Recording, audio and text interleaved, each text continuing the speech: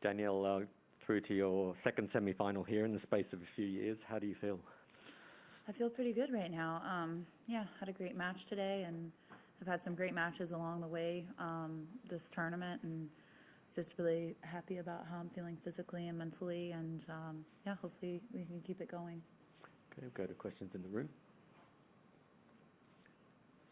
You mentioned the Australian Open medical teams in your on-court. Did you need much patching up after the amount of hours you've had on court, or are you sailing through? Yeah, I mean, I definitely had to take some time to recover, especially after, a few days of singles and doubles back to back. And so consulting with the medical team and having the physical therapist to assist me in recovering and making sure I got what I needed to feel my best. So yeah, very grateful for having that staff here and people that are so knowledgeable and experts in their field. Yes, Ben. You were talking in your encore, as you had before, about the pain you were feeling last year around this time and not knowing what that was and all the strain of that. I'm just wondering, from a sort of just psychological level, to be so sharp and positive to be a tennis player at the level you've been at during this time, like how were you able to summon that in the midst of all that physical pain as well as you were? Yeah, I think there was like a level during that time before I had my diagnosis and before I had surgery of when something's progressively kind of getting worse and it's a slow progression. I think your body in some ways gets used to it, and when so much of the advice you've gotten over the years, and certainly the advice that I had gotten over the years, is that painful periods are normal, and taking anti-inflammatories on a regular basis is normal. I felt like it was something that I just had to deal with, and it just finally got to the point where I couldn't deal with it any longer physically or mentally. And once I was able to kind of get the proper diagnosis and the surgery, I feel like it's helped me so much, not just from a physical standpoint, but from a mental standpoint, kind of what you touched on, because when you're dealing with that type of physical pain multiple weeks out of the month, and you're not really putting yourself in a position to be able to perform consistently and to be at your best, whether it's as an athlete or as a person. So, yeah, I hope that answers that. You just feel like, I guess, freer now that pain isn't part of your life? Yeah, I definitely feel more free, and I feel like I have like solutions to be able to manage it when there are things that come up. And yeah, I think I certainly feel a lot freer, just not having to deal with the symptoms that I used to deal with, and that not being a continuous issue that I'm dealing with on a daily basis. Simon? I think you said about the Kazakhina thing, I think it was last year, wasn't it, that people hadn't understood, and they sort of almost talked about it as if you were being, a bit weak by collapsing in that way, and it was hard for you to take when you knew how difficult it was.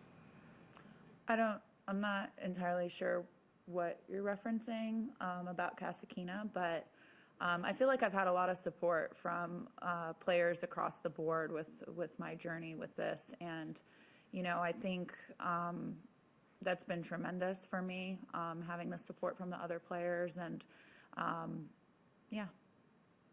Catherine? Obviously, your situation, your medical condition is particularly extreme and difficult, but 50% of tennis players have periods and menstruate and have varying degrees of challenges that go with that. Do you think it's something that female players would benefit from being spoken about generally more openly? Yeah, I think anytime you're dealing with injuries, and I think there's certainly a science behind looking at your menstrual cycles and consulting with doctors who specialize in these types of conditions to be able to help maybe recognize if some of those injuries could be related to something hormonally, or if it could be endometriosis, especially with like back injuries and lower abdominal injuries. I think it's an important discussion that medical teams can have with athletes. Matt? Your pre-surgery period and career, and think, what if you'd been diagnosed earlier? And do you feel like you're sort of catching up and making ground now on achieving the sorts of things that you may have been more capable of had you been diagnosed earlier? Yeah, I mean, I do think a lot of times it's easy to forget that I didn't turn pro until I was 22 or 23 years old, and so this is now, I think, maybe my fourth full year on tour. So I haven't been on tour as long as players that are much, much younger than me. So, I do think that had I had the diagnosis a little bit earlier, I think it certainly could have benefited me. But it's just one of those things that didn't happen. And so now it's great that we know what was going on. We were able to go in surgically and fix it. And now I'm able to live my best life and be able to feel, like a normal person. Matt? Just wondering how you compare this run to the semis to the one 3 years ago. Now you're post-surgery, how much different do you feel as a sort of person and a player to that one 3 years ago? Yeah, and I think aside from surgery, I think that I've gotten a lot physically stronger over the last couple of years. My strength and conditioning, my fitness has been it's been one of the most important areas of my training and focuses, and I think that has transferred over to my tennis, the way that I'm able to play physically with my serving. I think my serving has gotten a lot stronger. I think that my stamina on court has improved tremendously, and I think just overall power and speed has improved, and that's something that I've focused so much on over the last couple of years. So I think that that's probably the biggest difference to where I was if I compare my semifinal run here in 2019. Ben? How much do you think that semifinal you played previously will help you experience-wise going into this stage again tomorrow night? And you just talked about each of your possible opponents who are still going in, Kanepi and Swiatek.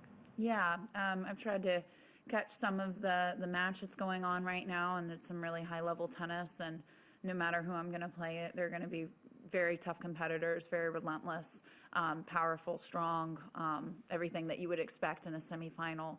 But, I think, what was the first part of your question? Sorry, I'm kind of getting tired. If having been there before is going to help. Yeah.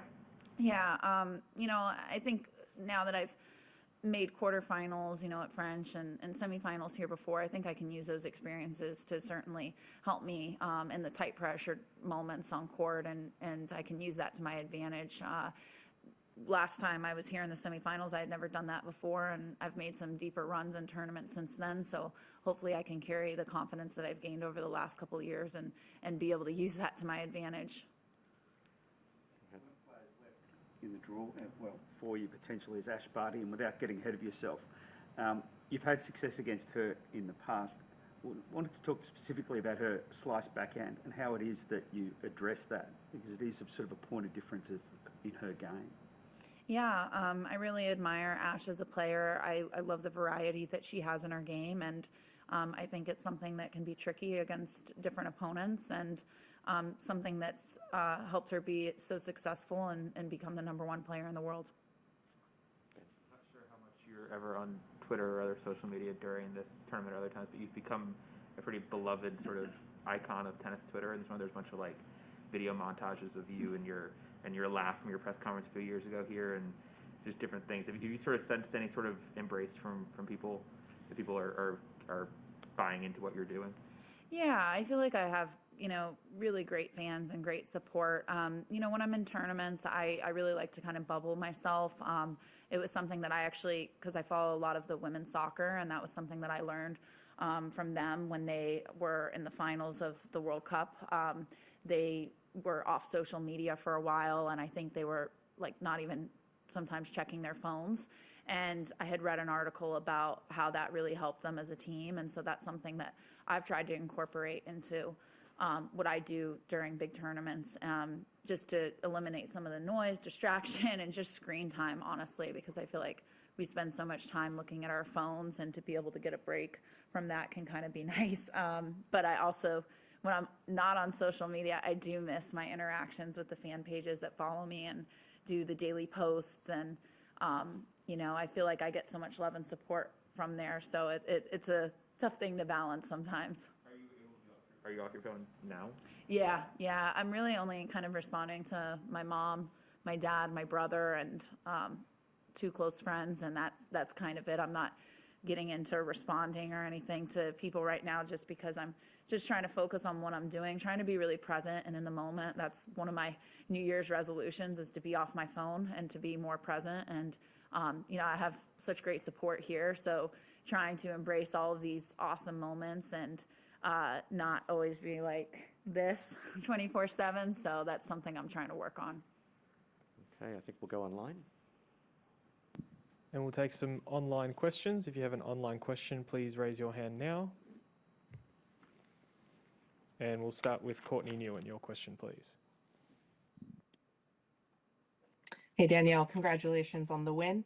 You mentioned before your improvement in strength and conditioning, and that's something that can't be like fixed overnight. It takes a long time to kind of elevate over the years. I'm curious if you could tell us kind of what has been the key there, like were there new exercises, new approaches to your strength and conditioning, or was it just load and regular load? What was really the key to getting yourself as fit as you are right now?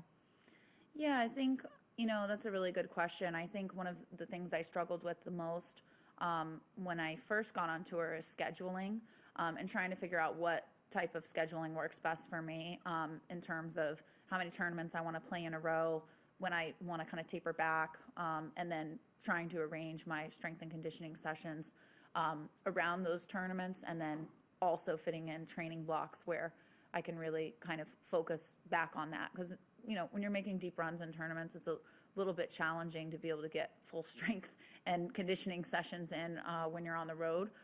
So it's been a, you know, trial and error process, but I've luckily had, you know, privilege of working with a really great strength and conditioning coach for the last 4 years, pretty much since I've been out of college, Josh Cooper in Tampa, and he's been excellent with helping me with my programs and being really understanding of how to taper back when I'm having, you know, large volume on court and a lot of time on court. So it's been a bit of a learning process for both of us, but I think we've learned a lot, and we're doing pretty good. And if I could just ask one more, which is that you've mentioned the other day surfing and lessons that you've taken from kind of watching surfing.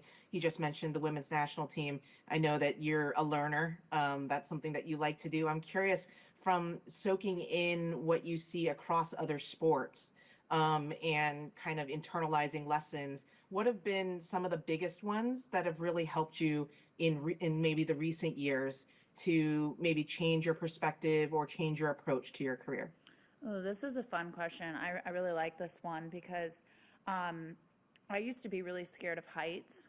I still am scared of heights. I don't, you know, like being up in tall buildings or being close to a balcony. And I went on a girls' trip with Bethany, and one day I woke up and I said, "All right, what's on the agenda today?" And she said, "We're going rock climbing."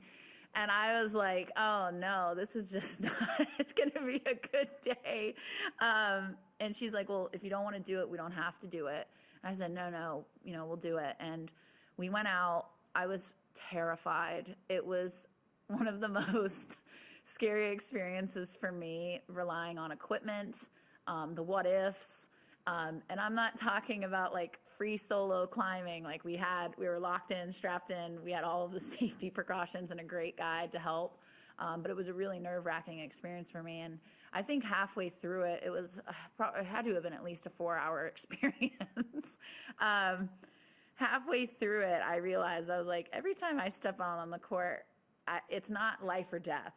But for people in rock climbing, it can be. And so that was a really big realization for me, and something that I think helped me grow, to kind of step out of my comfort zone and try something that I had never done before, and something that I was really scared of doing. So that was a huge moment of growth for me.